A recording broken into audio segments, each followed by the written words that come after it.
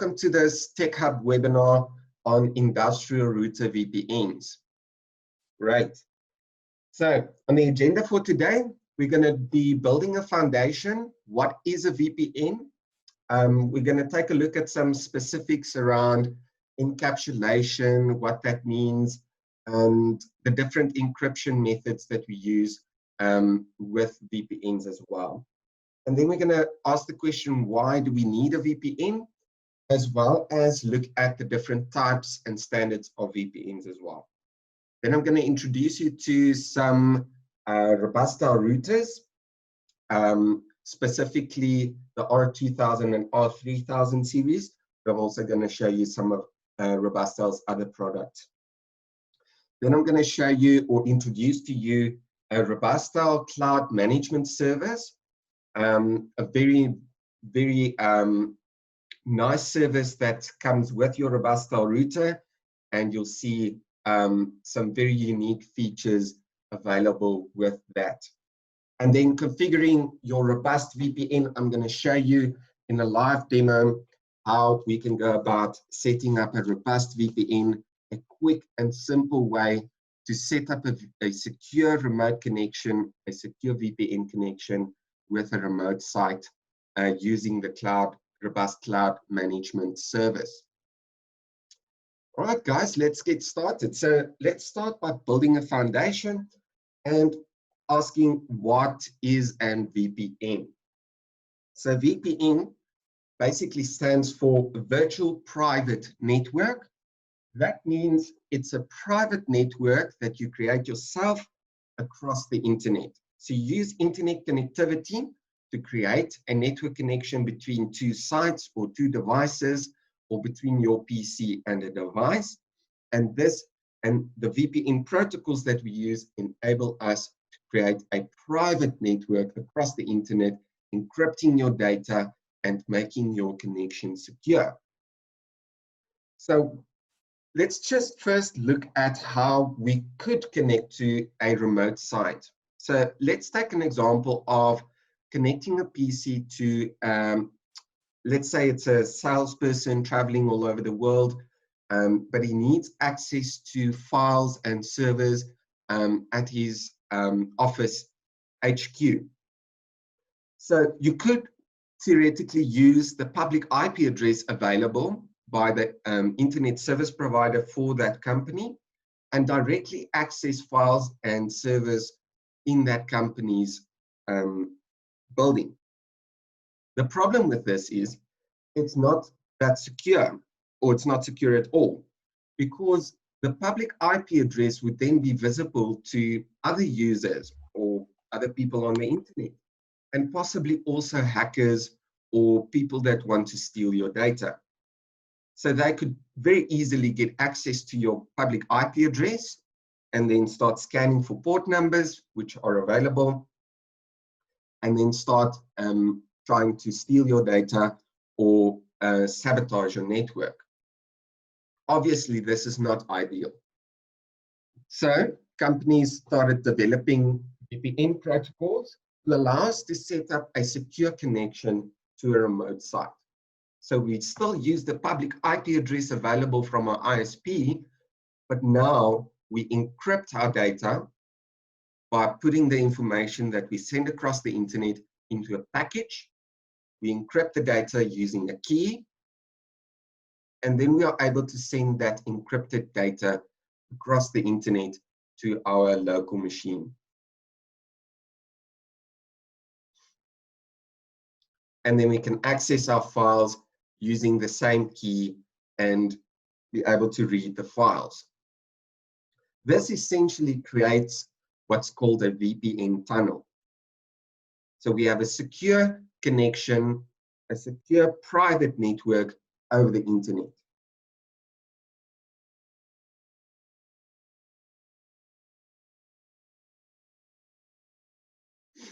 I see someone is asking for permission to record the Zoom meeting. Let me just see. Okay.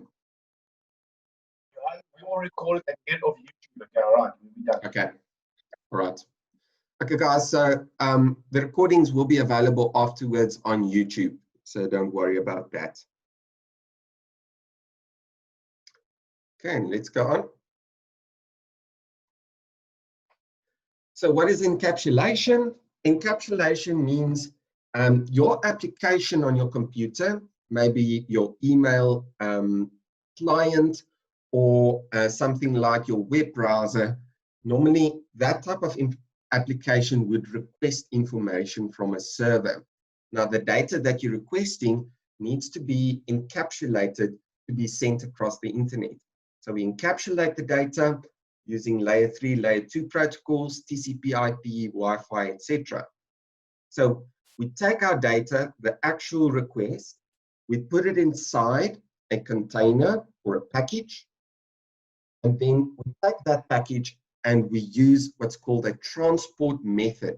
We take that packed data container, we put it inside a transport method, which could be a layer 2 or a layer 3 tunnel, such as a VPN connection.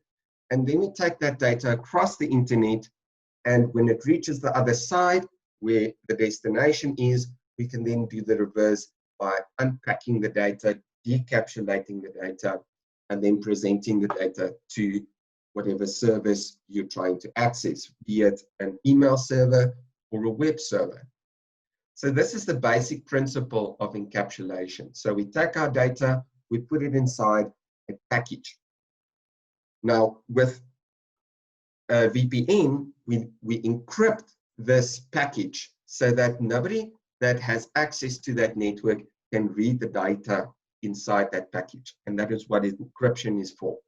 So let's take a look at how encryption works. So when we send data across the internet, normally it's plain text, or it's something that everybody can read. You can sniff the data and you can read that data directly. But when we use encryption, we jumble up that data. So it's not plain to read anymore. And we use what's called a key to encrypt this data. So we use encryption methods to take our data and make it so that other people cannot read or access the data you send and receive. And then we use encryption keys, which are shared among the sender and receiver, to encrypt and decrypt the data. So the data that we send becomes ciphertext, and as you can see in this image here, it's represented as numbers and letters. And then the data that is transmitted will be jumbled up, and only when I have that specific encryption or decryption key will I be able to read the data. So let's take a look at some of the different encryption methods. So you get symmetric key encryption, and this is where we use the same key to both encrypt and decrypt our data. So both connecting parties must have the same key to communicate.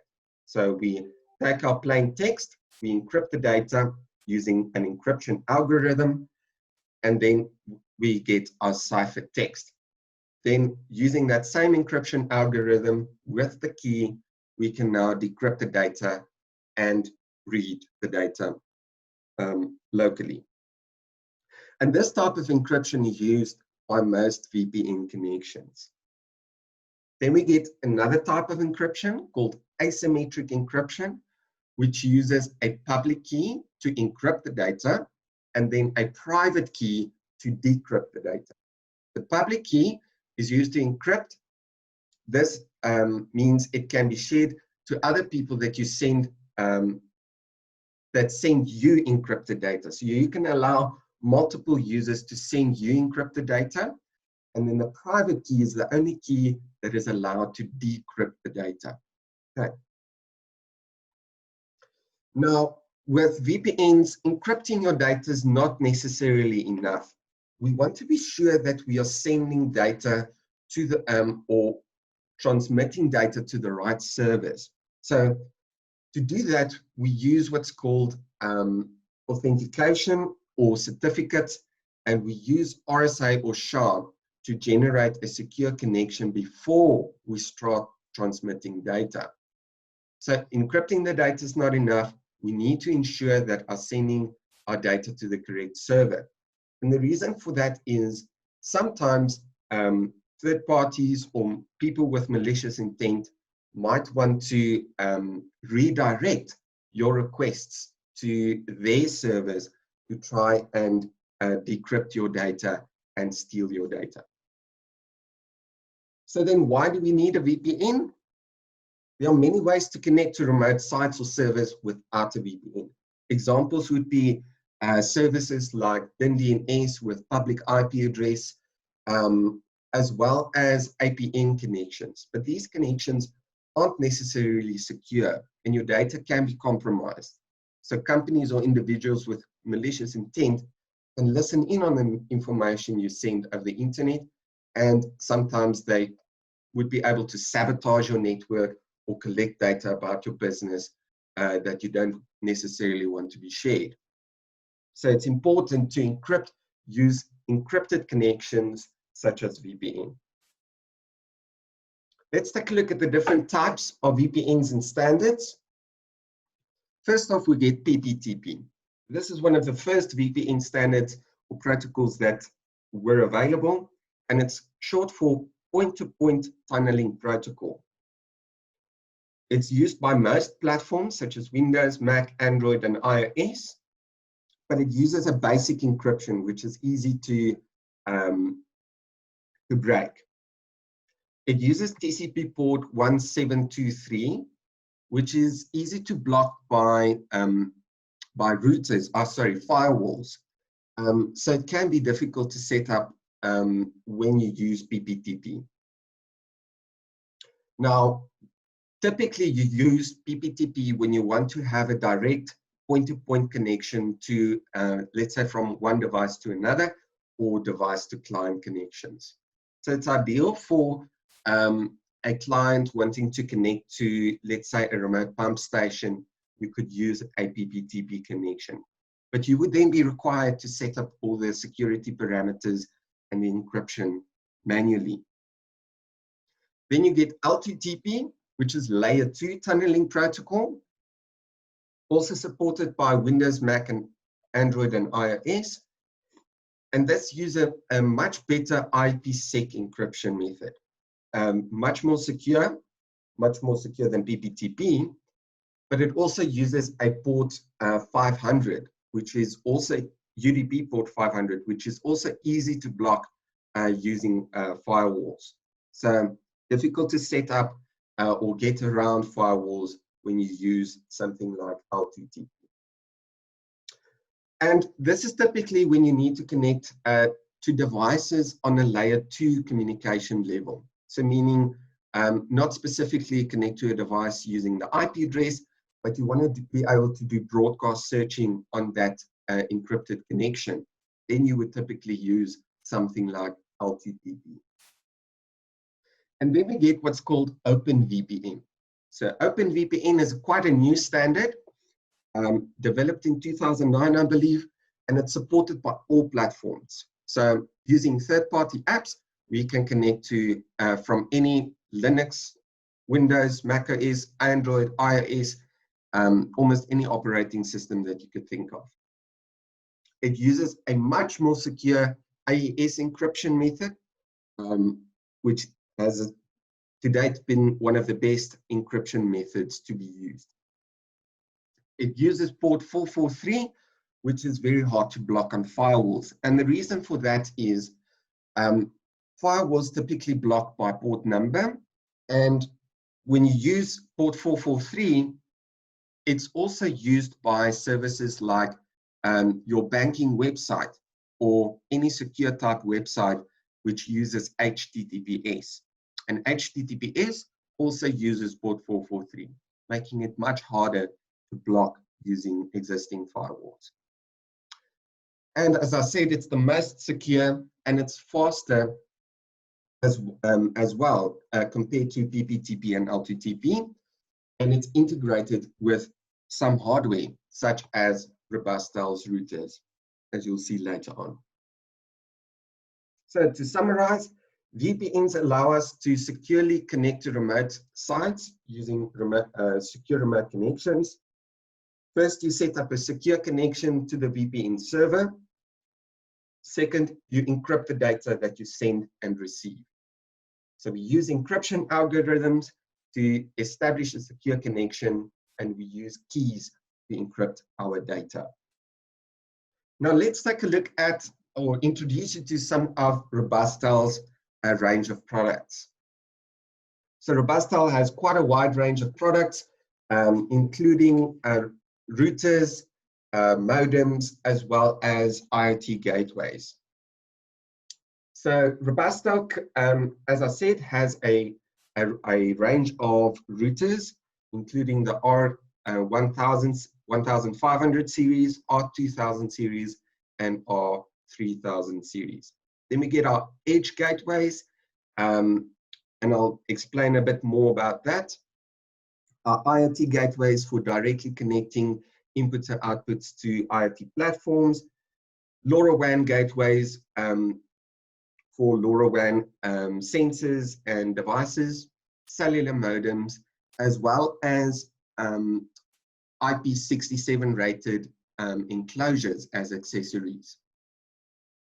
So recently the MEG 1000 IoT Edge Gateway has been awarded the coveted Red Dot Design Award for this product. A very nice product, comes with a whole range of interfaces, including GPS, Bluetooth, digital inputs and outputs, built-in switch, serial ports, dual SIM, and the list just goes on. It's a modular device, and it's a very nice IoT gateway. So if you want more information about these products, please feel free to contact our sales team, and they'll gladly assist. Now let's take a look at some of our Robustel routers. So specifically the R1500 series. So the R1500 has a dual SIM with link backup, including ICMP detection. So you could ping a remote server to check whether you have a connection or not. So you could be connected to a cellular network, but not be able to connect to a remote server. So that's why that ICMP detection is important. LTE Cat4 with up to 150 megabits per second, and a very wide operating temperature range of -40 to 70 degrees C. Wide power input range from 9 to 36 volts. And this device comes with 2 RS-232 serial communication ports for serial device connectivity, as well as incorporated a 10-100 megabits per second LAN port for local devices. Then we get our 1510, R1510, a little bit smaller operating temperature range, but still very wide for the industrial industry. So -25 to 70, also Cat4 LTE.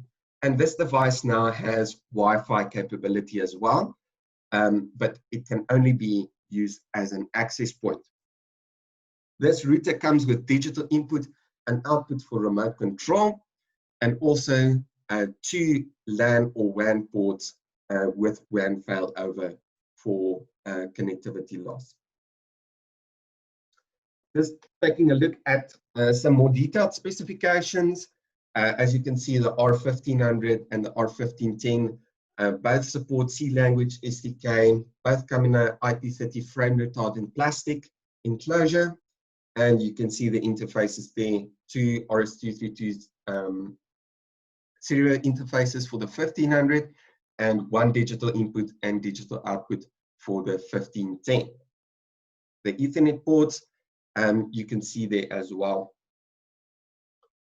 The only difference is the R1500 comes with dual SIM, and the R1510 has only a single SIM.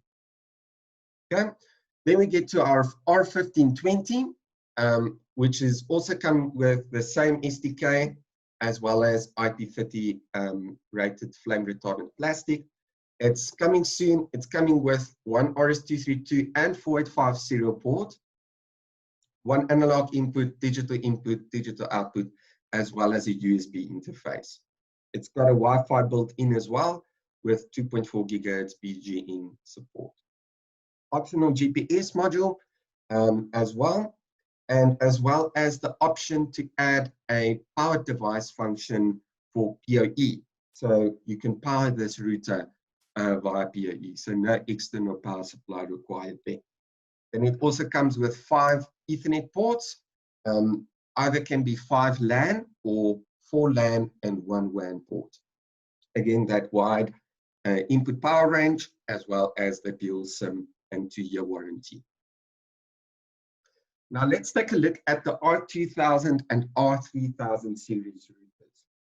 So the R2000, this device comes with dual SIM with ICMP detection link backup, 2G, 3G, 4G cellular connection, and an optional 2.4 gigahertz Wi-Fi. This device can be both an access point and a client, and it comes with 2 Ethernet ports. One can be set up as a WAN port, and the WAN port can be optional, can have an optional PD function as well, so you can power it over PoE.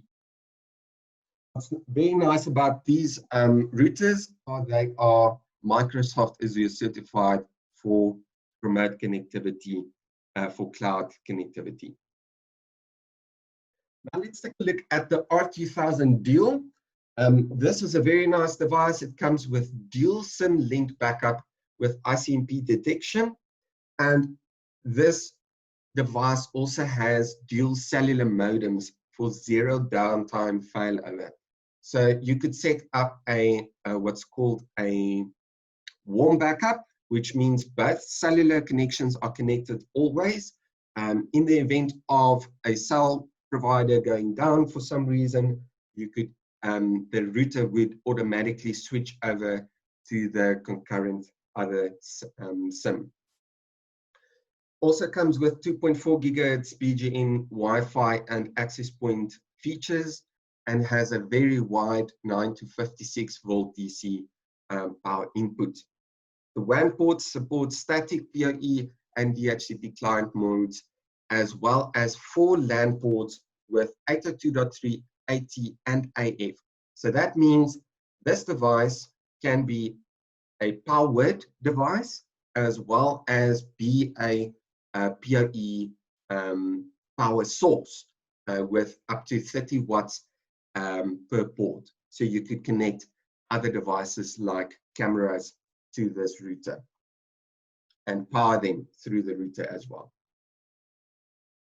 Then we look at our R2110, also dual SIM, comes with LTE and LTE advanced cellular interface, 2.4 and 5 gigahertz Wi-Fi with 2x2 MIMO, access point and client functionality there, and 3 LAN ports with Ethernet 0 supporting powered device functions, where you can power the device via PoE switch. Optional Bluetooth module supporting Bluetooth low power 5.0, 4.2, and 4.0 respectively as well. And then 1 WAN port supporting 10, 100, and gigabit speeds. Then we take a look at the R3000 series, also dual SIM, 2G, 3G, and 4G. Comes with optional 2.4 or 5 gigahertz BGN Wi-Fi, access point, and client, and it supports multiple VPN tunnels such as ePTP, L2TP, and robust VPN, to give a few examples. WAN port with optional PD function again, and the 2 Ethernet ports for LAN or WAN setup. Again, this device is also Microsoft Azure certified for cloud connectivity applications. And then we get to our R3000 Lite, which is basically a lighter version of the R3000. Comes with dual SIM, 3G, 4G connection, wide operating temperatures, only has 1 Ethernet port for local device connectivity, but also supports that multiple VPN function. There's some more detailed specifications about the R2000, 3000, and 3000 Lite. Specifically around the SDK, the R2000 only supports C programming language, where R3000 and 3000 Lite supports all or C, Python, and Java programming languages for your own applications to be loaded onto the router. And I'll explain a little bit more about that later. Then we get more metal housing, so a more robust type unit, as well as RS-232-485 with digital inputs and outputs on the R3000. The R2000 only comes with the Ethernet interfaces. And then, of course, the Ethernet ports setting up as a LAN or a WAN on the R3000, but the R3000 Lite can only be a LAN port. No PD function on the R3000s, but on the R2000, as I said, 802.3 AT, so powered device. The R3000 supports a wide temperature of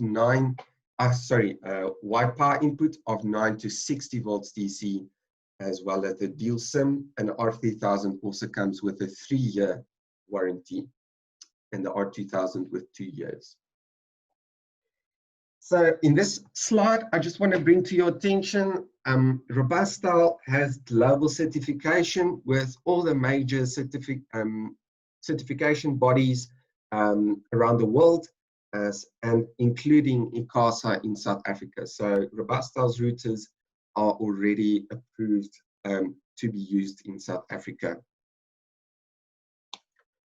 Now let's take a look at the Robustel Cloud Manager service, a free service provided by Robustel when you purchase a Robustel router.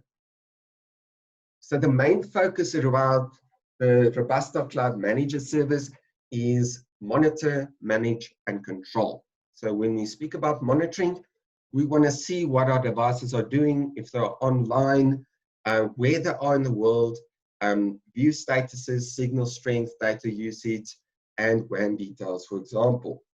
And this can be done very easily through the Robust Cloud Management Service. This is a free service. You can register for this service when you buy a Robustel device. Register your device on the Robust Cloud Management Service, and you would be able to access that service free of charge. Managing your device is another feature of the Robust Cloud Manager service. It allows us to remotely access our devices through CLI or HTTPS, as well as over-the-air updates for both firmware, apps, and configuration files, as well as in bulk or as a single device. So a very, very nice feature to have, to be able to remotely update your firmware on your device, remotely update the configuration of the device to be able to access your devices remotely. And then we get to our control where we incorporate the robust VPN, which allows us to create our virtual LAN across the internet to access devices and services securely using the robust VPN desktop client. So a typical application example for the Robust Cloud Manager service is if you have a data center or a centralized location where you want to access all your remote devices connected to Robust Cloud Manager service through the cellular network. You could easily set up these devices to communicate with remote ventilation shafts at a mine, remote pump stations at a farm, or for water services, and the list just goes on. ATM machines, vending machines, even parking management services, that type of stuff. So a very wide range of uses for this type of service. Now, what do you need for Robust Cloud Manager service? First of all, you need a Robustel router with Robustel S to allow you to connect to the Robust Cloud Manager service. You need a normal data SIM for your router.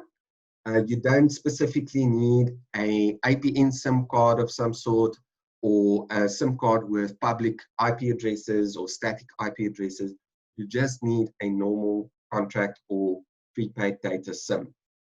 You need the Robust VPN Manager Windows app to be installed on your Windows machine.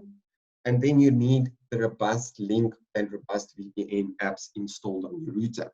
Recently, Robustel incorporated both these apps into one, and it's now called the RCMS app to allow you both connectivity to the Robust Cloud Manager service as well as Robust VPN. Now let's take a look at a little bit more around the features for each of these services and the licenses for those. So Robust Cloud Manager Service Basic license is included with all devices. So you don't need to buy any licenses to be able to remotely monitor any of your devices. So you get to manage your devices using the management dashboard, checking your device status, checking the device location via GPS or cell tower. And this actually works quite well. It's accurate to some degree with the cell tower usage, but obviously with GPS, it would be more accurate. And then remotely send your system logs to your Robust Cloud Manager service to generate and export for your use. Then with the Essentials license, this is where we get to access a little bit more features like device alerts and notifications, over-the-air firmware updates, over-the-air robust apps updates, as well as configuration updates over the air. Remote command line access to access your devices remotely using either SSH, CLI, or even HTTPS if you enable that. You can use preset device commands to reboot a device that is not connecting, or you're unable to access local devices, for example. You can reboot the device remotely as well. Very nice feature is the device templates feature, and I'll walk you through what that means. Setting up devices made much easier using the device templates. And then with the advanced license, it adds the VPN functionality, giving us remote access to devices connected to our routers. We can group certain VPNs together to have greater access control, and then also VPN data control and management services as well. And then you buy additional VPN data for using the VPN service. So as soon as you dial that VPN connection, you could use the data provided. So RCMS Cloud Manager Service is actually hosted on Microsoft Azure, and you need the RCMS app installed on your router to be able to access any of these services. All right, so that is my presentation. So now I'll be showing you how easy it is to actually set up the robust VPN service on your router. And let me just drag my web browser to the screen here. And as you can see, this is the Robust Cloud Manager Service login page. But I first want to take you to the router's local interface and log in there. So the default username and password, admin and admin. You log into your router. And now to see the services that you already have installed, you go to Services.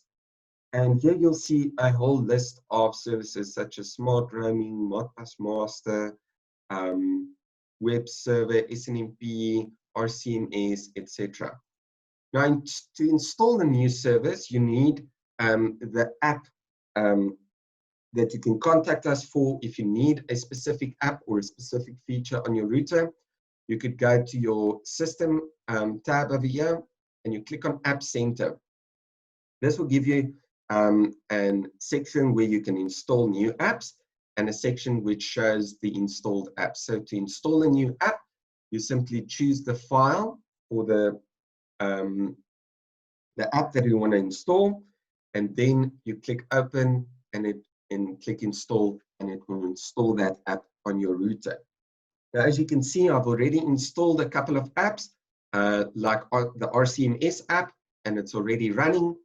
SNMP app, as well as a Modbus Master app, is already installed on my router. Now, to access the settings for these apps, I need to go to Services, and I can click on RCMS, which would take me to the RCMS settings for Robust Cloud Manager service. By default, this service will be disabled, so you need to enable this to enable the device to connect to the Robust Cloud Manager service.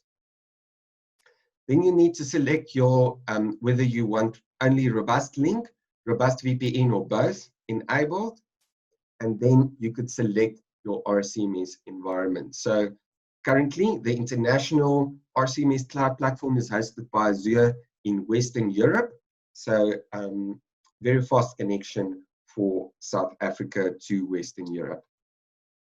Or you could use a custom and just type in the Robust Cloud URL to access the Robust Cloud Manager service. Event settings, you could set up events to be notified on the Robust Cloud Manager service. And then also on the status tab, you would see the status of your Robust Link as well as your Robust VPN. So currently mine is connected, but I'll show you how to set that up. So this is all you need to do on the Robustel router itself to be able to connect your device to the Robust Cloud Manager service. Simply enable the service, enable Robust Link and Robust VPN, and then enter your details there. Now, to register for Robust Cloud Manager service, you could click on the Sign Up page, and it will take you to this basic page, which would then ask you to enter your details, and it will generate an account for you. Once this is done, it's free of charge. You could then go ahead and log into your Robust Cloud Manager service by simply clicking the login button. Now, my Robust Cloud Manager service is linked to my Office 365 account, so I can use that account to log into the Robust Cloud Manager service.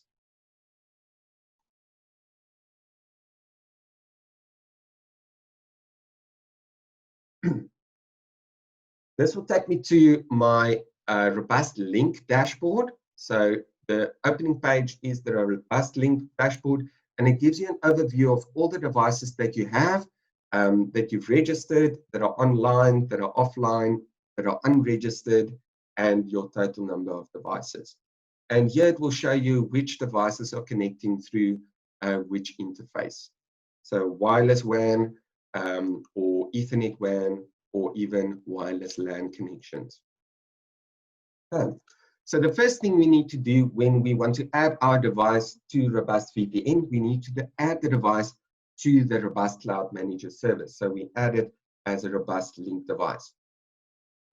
To do that, go to Add or Remove Devices, click on the Add button, and here you type the 14-digit serial number for your Robustel router. Then you select another unique identifier, such as the MAC address or the IMEI number. When you select the MAC address, you enter the MAC address using the normal semicolon format.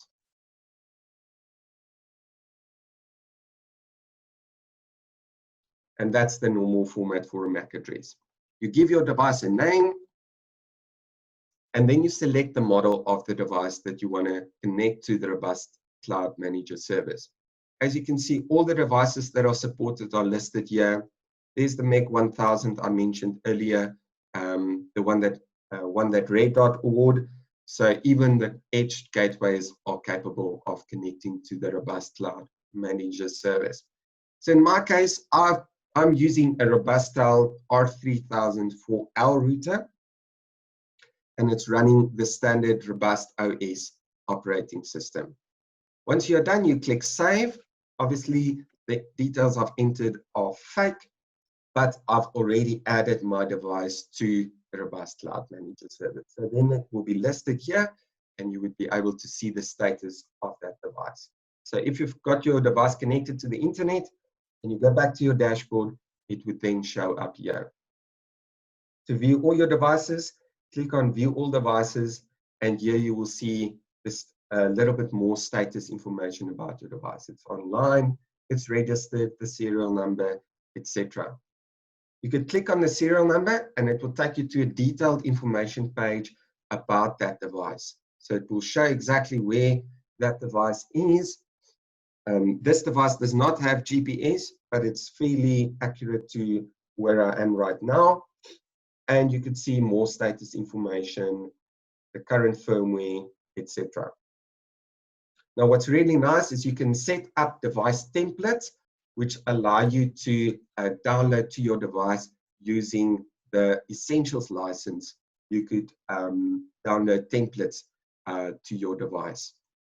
Remote actions, like we said, we can reboot the device remotely, and we could connect using CLI commands to our device as well.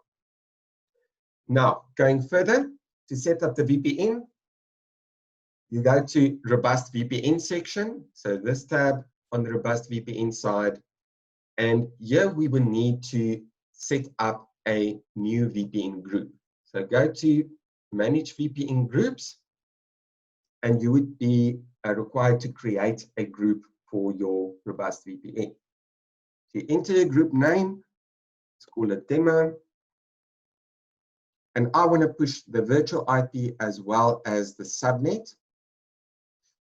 And if you've got devices available to add to your VPN, they would be listed here. So you could directly select the devices you want to add to that specific VPN group. You select those devices and you click OK, and it would create a new VPN group. Once you've created the group, you can click on that, and you would then need to start that VPN group to start the VPN communication, or the VPN service rather. To add more devices, you go to Devices and you click Add, and they would be listed here. So that's why it's important to first add the device in the Robust Links section to add the devices to your Robust VPN.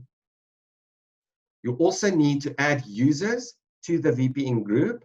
So to add a user, you go to User section, you click on Add, and the list of available users will be listed. So as you can see, Robert Wright and me are listed here in this user group. And I can select that user and I can add him to this VPN group. Now that user would be allowed to connect to this specific VPN. Okay? If you need to add more users, you need to go to Account, you need to select Users, and you need to click on Invite and start typing the email address, the role, admin or user role, and a description for that user. And it would send an invitation email to that user to verify his email address. Once that's done, I'm just going to go back to my VPN group here. This is the running group. So as you can see, my device is already added here. And you could remotely manage this VPN. So I could remotely disconnect this device from the VPN or connect it to the VPN. So you can remotely manage the VPN connection as well. If you've got the Robust Cloud Manager app installed on your PC and running, you could also remotely tell that client to connect to the VPN as well. But manually, we typically go to our Robust VPN app, or Robust VPN Manager app. I want to run this as an administrator.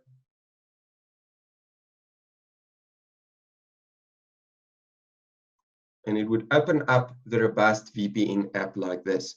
So I'm connecting through a cloud platform. I select cloud. I'm connected to the international servers, and I click login. This will redirect me to my account. So as you can see, my Office 365 account, I use the same account to log into my Robust VPN client.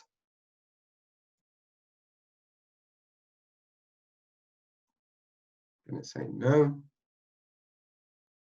And it automatically reads the information from the server and sees which VPNs I should be able to access. And as you can see, I'm allowed to access the RJ Connect VPN group. And I can go ahead and click Start to start this VPN connection. And this will allow me to connect directly to my remote devices. If it fails, just start again.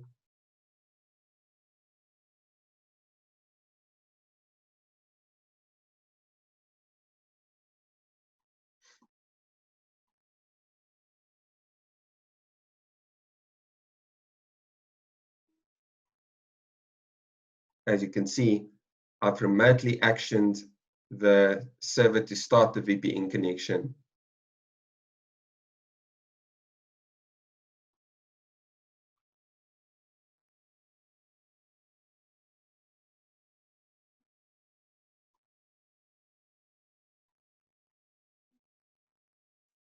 Let's connect it again.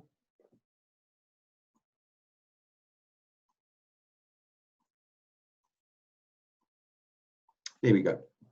And as you can see, the VPN status is now green. It's showing a green Wi-Fi icon over here, and I should be able to access my router remotely. Now, the VPN does create a virtual IP range, which you can access the router on.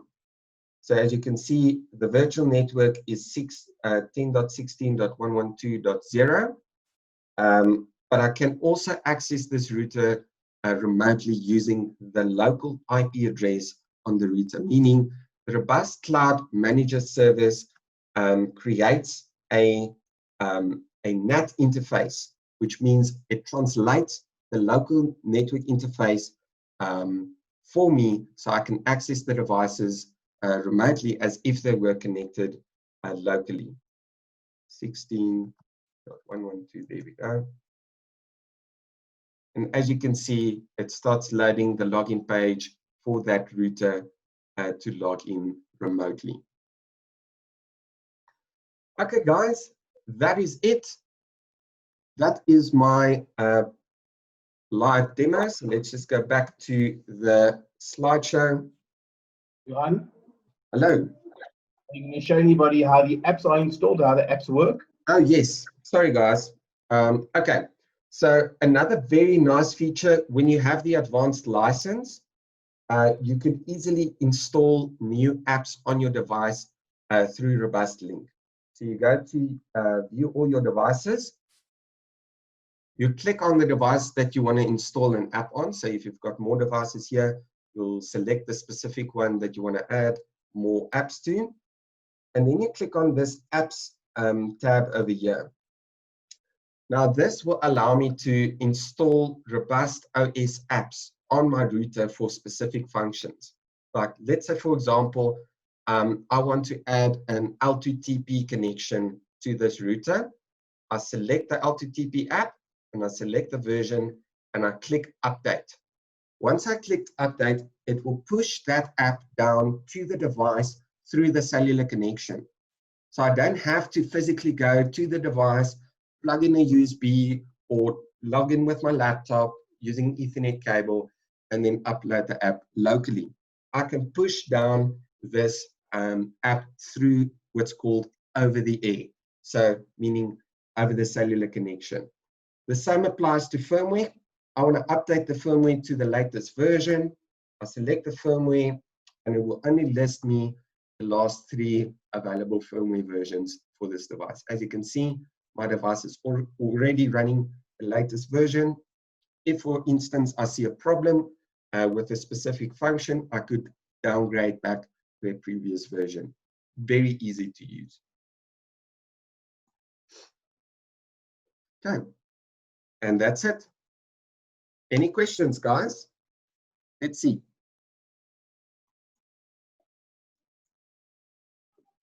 Johan, I think we've answered most of the questions. Sorry, Rob? I think we've answered most of the questions. So maybe just go see what has not been answered. The last one has not been answered. Is it possible to demonstrate how transparent communication is configured? Ishmael, I'm not sure what you mean by transparent communications. Could you elaborate a bit? So we've got an application where we're using a Robustel modem, right? Yes. It's connecting to our SCADA devices. Now on the remote end, it's going to connect to a control center that's got a protocol driver that's going to actually pull this device. Now from the questions I've asked previously, it seems like the protocols we're going to use is either going to be DNP3 or IC 6870-5-101 or 104. Yes. So that's going to be, they speak about transparent communication. So I just wanted to find out, how is that actually set up? Okay. So if I understand it correctly, I see 6870-5-104-101. Those are serial interfaces, right? So 104 is Ethernet based, 101 is serial based. Okay, so with the VPN, you should be able to access those serial ports remotely, but that's something that I need to test first before I could answer you with certainty. So email me. My email address will pop up in a later slide. So just email me a little bit more information, then we can discuss on how we can achieve that for you. Okay, cool. Okay. Awesome. Is DMP3 or 101, 104?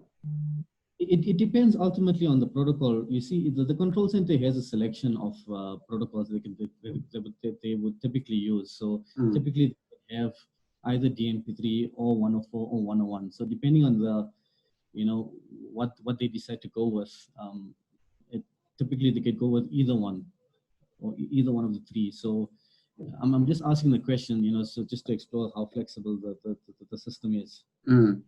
So with a VPN connection, I mean, it's like you are directly connected to those devices anyway. So that would be a transparent connection in a sense, all right? It's just on the serial side, I'm not too sure. How do we access that serial port directly through the VPN? That's something I need to investigate. But when connecting through DNP3, it's still on a TCP protocol based. So you should be able to access 104 and DNP3 using the VPN functionality. Okay. Cool. Let's just see devices. Okay.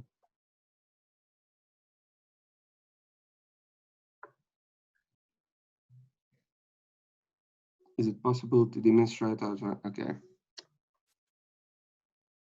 Is there anything else that I've missed? We have 5G engineering sample ready in case you'd like to have a sample. Please feel free to contact RJ. So I have to check with local operator which radio band is used. Bands 5G. Okay, thank you. Sarun. Can I use my own locally hosted VPN server instead of cloud? Yes, absolutely. You could set up PPTP, L2TP, as well as DMVPN. You could also set up your own open VPN connection. If you have a trusted security authority to authenticate your certificates for you, to import those into your device, as well as into your server, then most certainly you would be able to set up the VPN on your own hosted server instead of the cloud. Absolutely.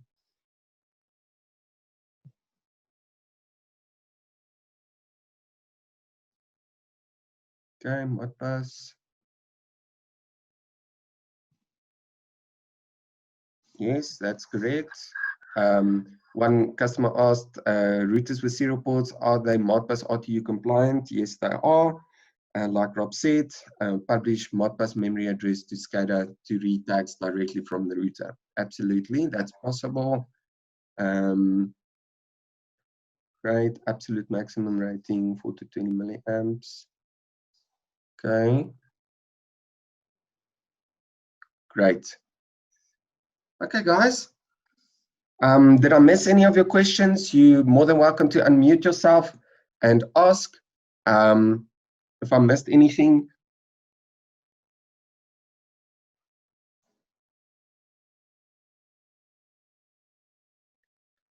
Seems like we're okay. I'm not seeing any more questions coming through.